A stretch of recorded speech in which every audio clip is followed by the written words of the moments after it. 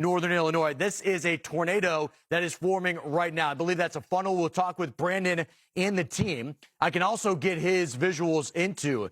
So we have Haley, who's there right now, and hopefully we can talk to her as she's going to join us. Haley, can you walk us through this tornado that just formed in Rockford? Yep.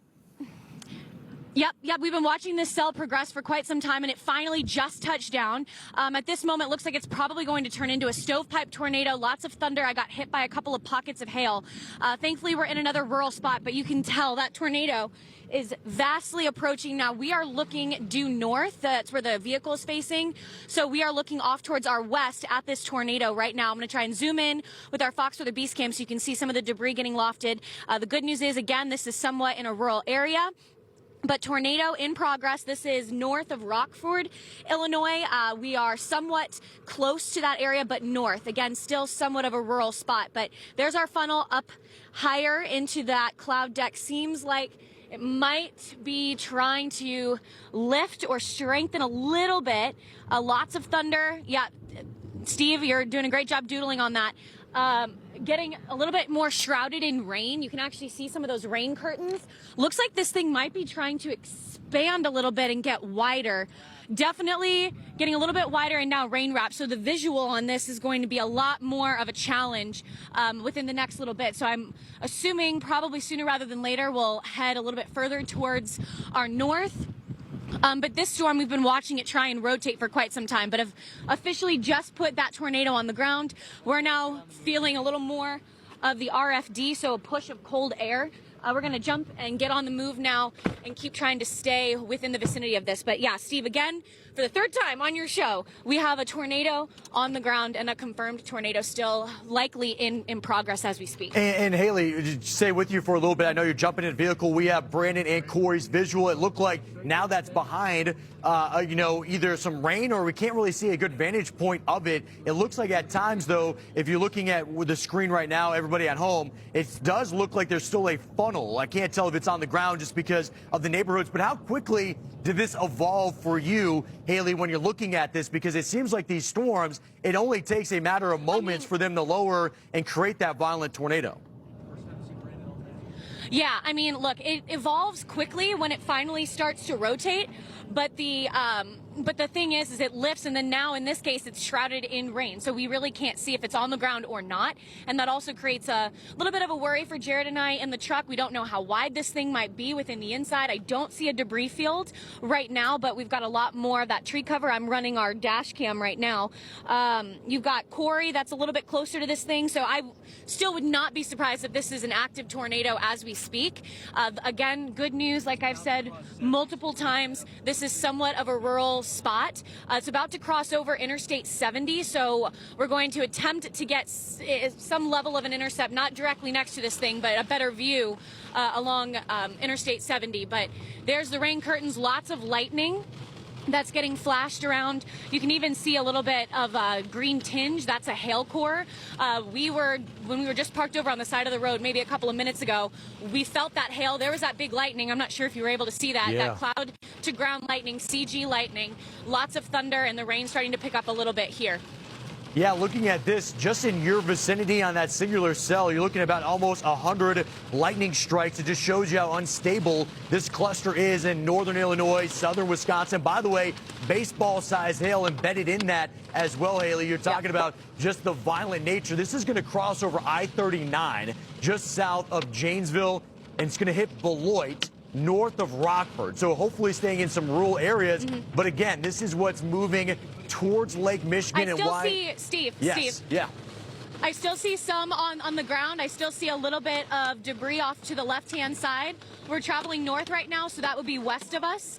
The debris, again, still just some dirt, but I definitely think we still have a rotation on the ground and a tornado still in progress. But that was the last time I was able to see this thing. I just got a quick clearing, but I just wanted to give you that quick update. You can probably hear the hail on the top of the beast. Small, maybe a quarter of an inch, nothing more than that as we speak. Yeah, and it's impressive that you're able to see that, Haley, because because we could just tell from your camera point how much is unfolding right now. That rain, the hail, and then we look at Corey's shot. He's out a little further ahead of you, as you had mentioned, and this is just a massive storm and so much rain coming down, that high precip hiding what's behind it, which could be that ongoing tornado, as you're witnessing some of that debris there as well. This is one tornado of many sirens. Yeah, tornado sirens. Here, listen to this.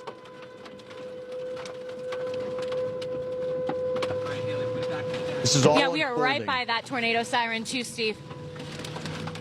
Yeah, and I'm looking at Brandon's shot, and he is getting, you normally get hit by hail. He's getting hit by debris right now as this is coming off of that farmland.